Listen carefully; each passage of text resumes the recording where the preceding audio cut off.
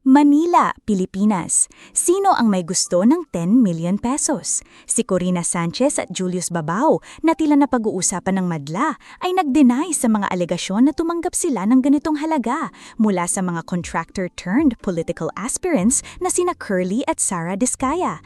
Baka naman kasi para sa kanila, ang pera ay mas mabuting ibigay sa mga true crime documentaries kesa sa mga maling akusasyon.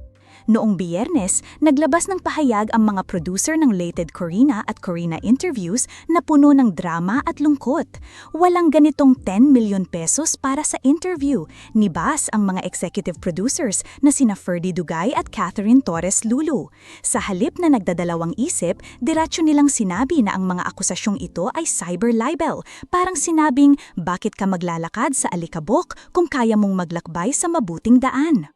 Kasi, sa totoo lang, ang mga Diskayas ay biglang umusbong sa public consciousness. Pero hindi sila magicians, hindi sila lumabas sa isang hat.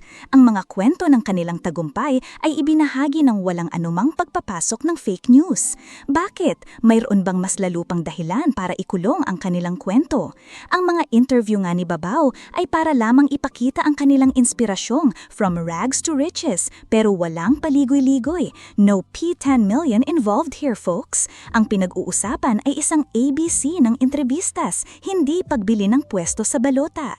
Ngunit sa isang nakakatawang twist, si Mayor Vico Soto ay nakapag-post ng mga screenshots mula sa cozy ang conversation nila at nagtanong kung bakit may mga mamamahayag na nagiging interviewers ng mga kontratista na may layuning pumasok sa politika.